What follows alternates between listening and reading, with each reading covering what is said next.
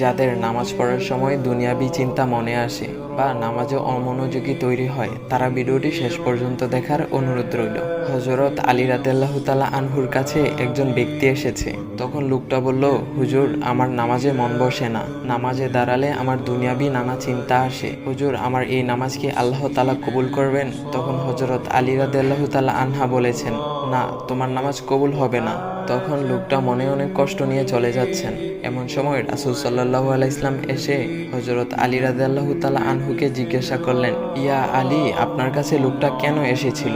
এসে দেখি মন খারাপ করে চলে গেল। কেন, কি হয়েছে, আমাকে বলুন। তখন আলী রাদিয়াল্লাহু তাআলা আনহু বলেন, তিনি আমার কাছে জানতে এসেছেন যে নামাজে দুনিয়াবি চিন্তা আসলে নামাজ হবে কি না। আমি বলেছি, না, তোমার নামাজ কবুল হবে না।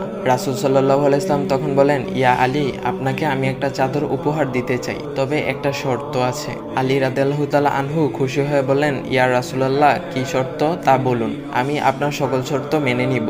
বুঝতেই তো পারছেন রাসূল সাল্লাল্লাহু আলাইহি ইসলামের চাদর বলে কথা। তখন রাসূল সাল্লাল্লাহু আলাইহি ইসলাম বললেন, ইয়া আলী, আপনি যদি এই মুহূর্তে 2 রাকাত নামাজ একনিষ্ঠভাবে পড়তে পারেন দুনিয়াবি সকল চিন্তা দূর করে, তাহলে আমি আপনাকে সেই চাদরটি উপহার দেব। আলী রাদিয়াল্লাহু তাআলা আনহু বলেন, এটা তো সাধারণ ব্যাপার। আলী রাদিয়াল্লাহু তাআলা আনহু তখন নামাজে দাঁড়িয়ে গেলেন আর তিনি নামাজ পড়তে শুরু করলেন।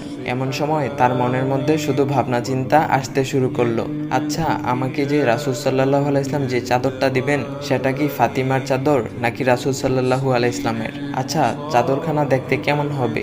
এই বিভিন্ন বিষয় নিয়ে ভাবতে লাগলেন। তিনি ভুলেই গেছেন যে দুনিয়াবি চিন্তা নামাজে আনতে রাসূল সাল্লাল্লাহু আলাইহি ইসলাম নিষেধ করেছেন। এর মধ্যে আলী রাদিয়াল্লাহু তাআলা আনহুর নামাজ পড়া শেষ। আলী রাদিয়াল্লাহু তাআলা নামাজ শেষ করে রাসূল সাল্লাল্লাহু আলাইহি ইসলামকে বলতেছেন, ইয়া রাসূলুল্লাহ, আমি আপনার শর্ত মেনেছি, এখন আমাকে চাদরখানা উপহার দেন। রাসূল সাল্লাল্লাহু আলাইহি ইসলাম বলেন, ইয়া আলী, আপনি কি একনিষ্ঠভাবে দুনিয়াবি চিন্তামুক্ত ছাড়া 2 রাকাত নামাজ পড়েছেন? তখন আলী রাদিয়াল্লাহু তাআলা আনহা মুচকি হেসে বললেন, না ইয়া রাসূলুল্লাহ, আমি আপনার চাদর নিয়ে অনেক কিছুই ভেবেছি। তখন রাসূল সাল্লাল্লাহু আলাইহি ইসলাম বলেন, ইয়া আলী, নামাজ তোমারও হয়েছে, আর তুমি যাকে নামাজ হবে না বলে ফতোয়া দিয়েছ, তার নামাজও আল্লাহ তাআলা কবুল করে নিয়েছেন। শোনো আলী, দুনিয়াবি চিন্তা দ্বারা নামাজ বাতিল হয় না, নামাজ মহান আল্লাহ তাআলা কবুল করে নেন। সকল ফরজ নিয়ম কানুন মেনে নামাজ পড়লে নামাজ হবে ইনশাল্লাহ। তবে আমাদের সকলের উচিত নামাজ আদায় করার সময় একমাত্র আল্লাহকে স্মরণ করে নামাজ আদায় করা। নামাজে দাঁড়ালে দুনিয়াবি চিন্তা মাথায় আসে, এটা শয়তানের একটা ফাঁদ।